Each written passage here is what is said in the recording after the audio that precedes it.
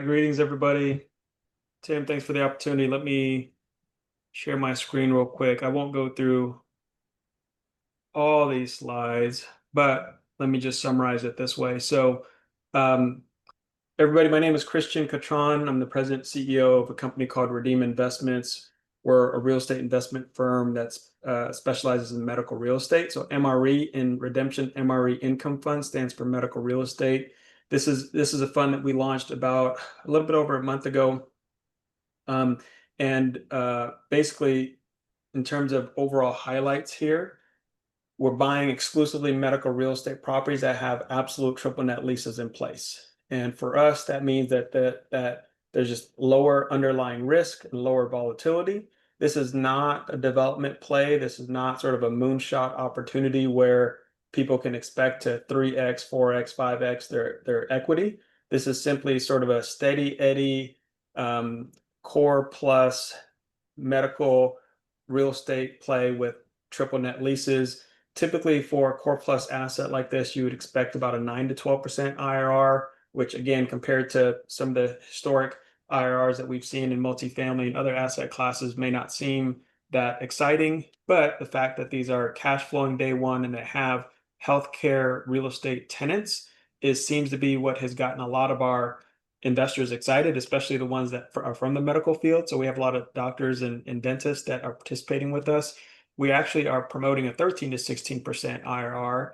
And even though the primary objective is income, we do have upside appreciation available as well, producing up to 1.8 equity multiple.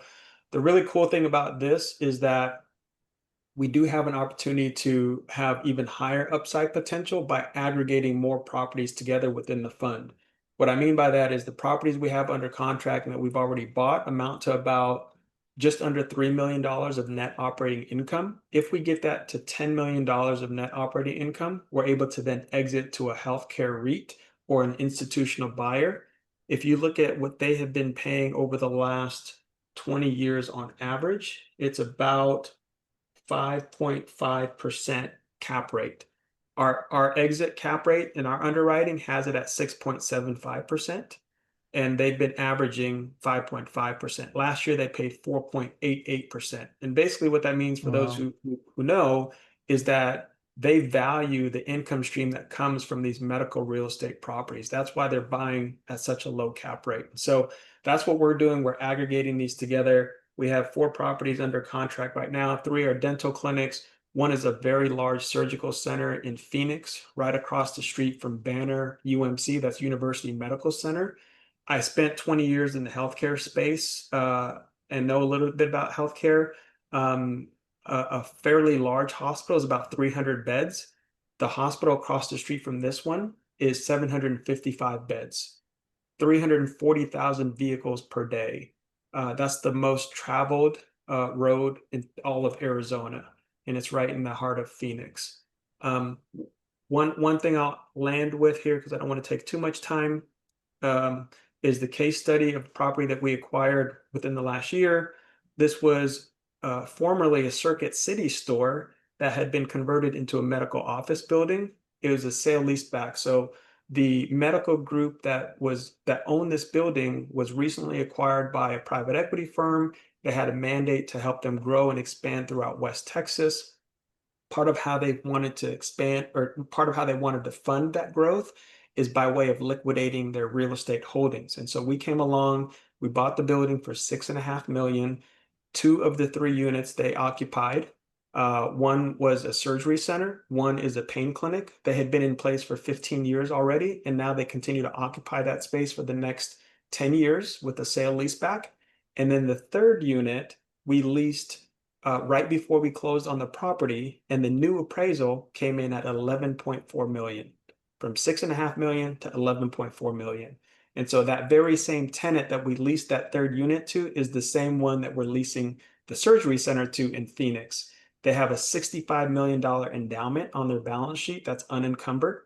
They have they have a personal guarantor that has $125 million net worth. And the majority of that is liquid, $108 million cash, stocks, cash equivalents. The team that we've curated consists of myself with 20 plus years of healthcare experience, MBA from UT Austin, West Point graduate. We have clinicians on our team. All these guys are veterans as well. Dr. Atchison actually spent 3 tours of duty in Iraq and Afghanistan. Michael's my COO. He's a West Point classmate. I'm sorry, he's a West Point grad 2 years behind me. And then Dr. Johnson is also a West Point classmate of mine, actually practices in the Woodlands. We've curated an advisory board that consists of clinicians. So these are both orthopedic surgeons as well as other commercial real estate professionals. Brad Hunstable is a key figure for us from a philanthropic standpoint. His son, sadly, committed suicide during COVID. His name was Hayden. And I just actually went up to Fort Worth to join their gala, their annual gala where they honor him. But he established Hayden's Corner. And so he's the one, Brad, inspired me to incorporate an investing with impact piece into this fund. And so what we do is we take a portion of our GP profits and we donate it to charities that are committed to suicide prevention.